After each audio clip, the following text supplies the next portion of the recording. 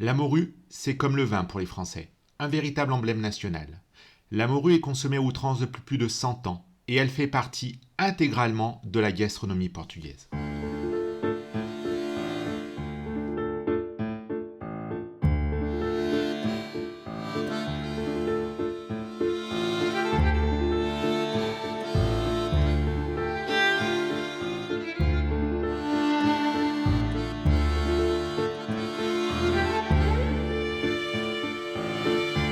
Le Portugal, qui est constitué de 900 km de côte, voit son histoire intimement liée à la mer. N'oublions pas que le Portugal compte dans son histoire de très grands navigateurs, comme par exemple Vasco de Gama, Henri le Navigateur, Pedro Álvares Cabral ou bien encore Magellan. Parallèlement à tous ces grands navigateurs qui ont fait la renommée du Portugal, le pays a toujours été un pays de pêcheurs. C'est leur histoire et on ne peut pas le nier. Les territoires marins sont tellement grands, plus grands que le pays lui-même, qu'ils ont permis aux pêcheurs d'avoir une pêche variée et abondante. Cependant, ce qui a fait la richesse du Portugal, c'est bien entendu la morue, que l'on mangeait à l'époque tous les jours. Aujourd'hui un peu moins, car elle est devenue un produit extrêmement cher. Les premières traces de pêche et de salage de la morue au Portugal remontent au XIVe siècle.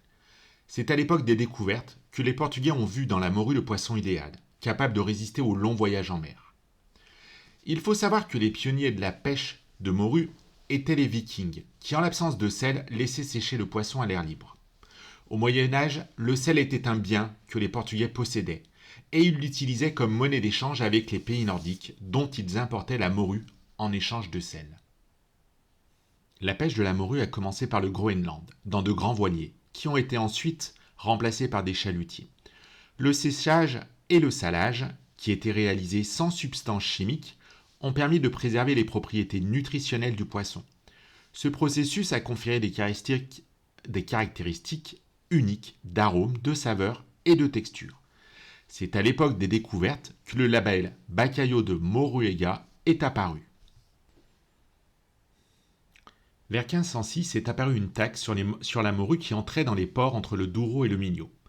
Entre-temps, la pêche réalisée par les flottes portugaises est restée irrégulière et a finalement été interrompue pendant la dynastie philippine. La consommation de morue salée s'est répandue aux alentours du XVIIe siècle, ce qui a poussé le Portugal à reprendre ses voyages vers le Groenland en 1835, par l'intermédiaire de la compagnie Pescaria Libonense. Pendant des siècles, la morue n'était pas considérée comme un aliment de premier choix. Il faut attendre 1790 pour voir sa consommation évoluer, s'intégrant ainsi dans les habitudes alimentaires des classes moyennes et supérieures. Ainsi, la morue a commencé à être consommée par les aristocrates, les médecins, les étrangers et les personnes riches qui vivaient dans les quartiers de Beiro, Alto, au Real et à Estrela. La maison royale avait même ses propres fournisseurs au XVIIIe et XIXe siècle. L'État nouveau a également eu une incidence directe sur la direction prise par la morue dans l'identité du Portugal. En 1937, la première et unique grève des travailleurs de la morue a eu lieu sous le régime de Saint-Lazare. De là a émergé un ensemble de mesures d'encadrement, de protection et d'incitation en faveur de ces pêcheurs. L'apogée de la pêche pour la flotte portugaise a eu lieu dans les années 1950 et 1960, avec une augmentation d'environ 60% de la production de morue consommée, par rapport à 1934.